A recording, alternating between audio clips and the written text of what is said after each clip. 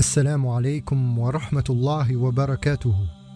Bienvenue dans ce nouvel épisode de la série du Ramadan, Siyam coranique, proposé par votre frère Kalam et l'Institut arabe coranique Arcor. Le prophète Muhammad sallallahu alayhi wa sallam a dit: lorsque vient le mois de Ramadan, les portes du paradis s'ouvrent, les portes de l'enfer se ferment, tandis que les shayatines sont enchaînées. Rapporté par Muslim et Al-Bukhari, radiyallahu anhu. Une puissante information que nous apporte et nous délivre ici An-Nabi Muhammad sallallahu alayhi wa sallam, sur lui la paix d'Allah et la bénédiction.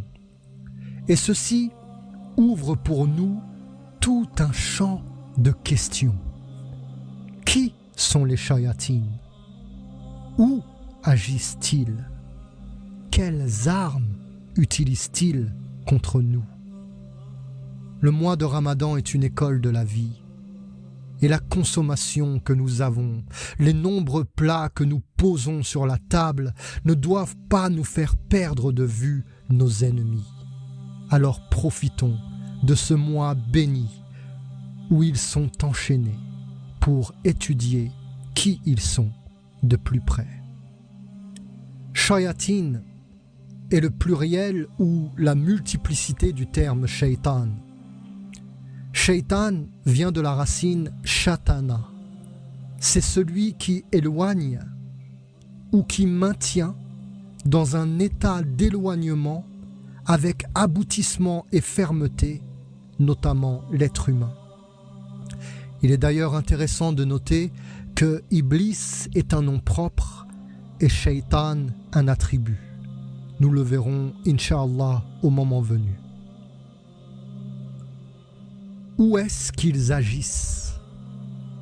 Les shayatines agissent fi sudurin nas.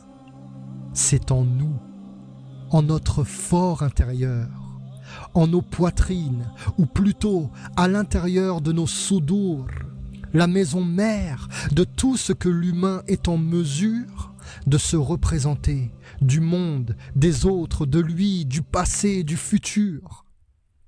Fi, une infime particule nous offre un monde de compréhension.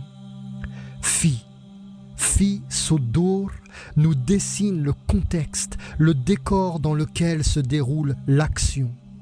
Le sadr, qui est le singulier de Sudur, étant le premier niveau de pensée, c'est par les wes-wes que les shayatines viennent s'y infiltrer. Arrête-toi un moment et repense-y. Tu sais, tu entends, tu ressens, tu comprends de quoi je parle. Nous avons tous entendu le vacarme de cette voix qui nous parle. Ces pensées négatives qui nous empêchent d'agir. Par quelle arme ils opèrent? Nous allons tout de suite le découvrir.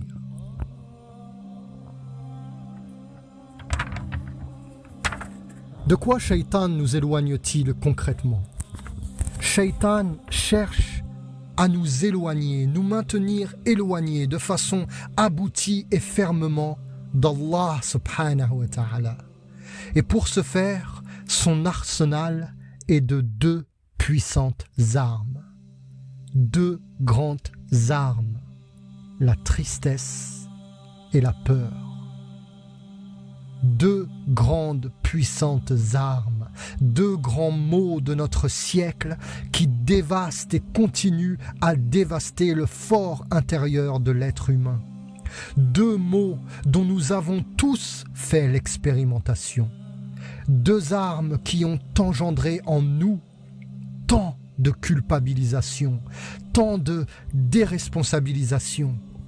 Des armes chirurgicales qui paralysent nos actions, qui sèment le doute dans nos décisions, qui ouvrent souvent le champ des questions existentielles, nécessaires pourtant, mais si douloureuses quand elles sont coupées de la connexion avec le ciel.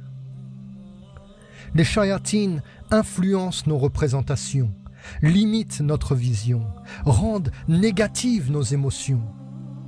La morphologie sémantique du mot shaitan résonne avec l'intensité de son insufflation. Les humains que nous sommes attentifs à ces sujets. Notre père d'ailleurs en fut le premier touché, Adam alayhi salam, à quoi, après son agissement, il répondit « Je me suis certes fait du tort à moi-même ». La finitude, la mort, l'incertitude, la maladie, les wes-wes des pensées négatives dévastent notre énergie. Ainsi, nous doutons de notre aptitude à penser grand, à vivre grand, à voir grand, à penser grand, à agir grand, à œuvrer pour être la main de l'œuvre d'Allah sur terre, subhanahu wa ta'ala. À finalement oublier même ce qui s'est passé devant notre Père, ce que Allah subhanahu wa ta'ala ordonna et où les anges se prosternèrent, illa Iblis.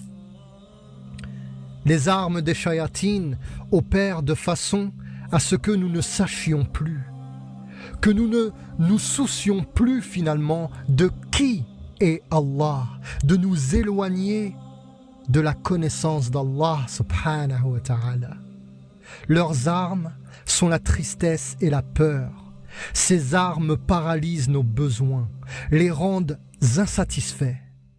Et d'ailleurs, mes chers frères et sœurs, le mariage est le premier champ de bataille dans lequel ils viennent opérer.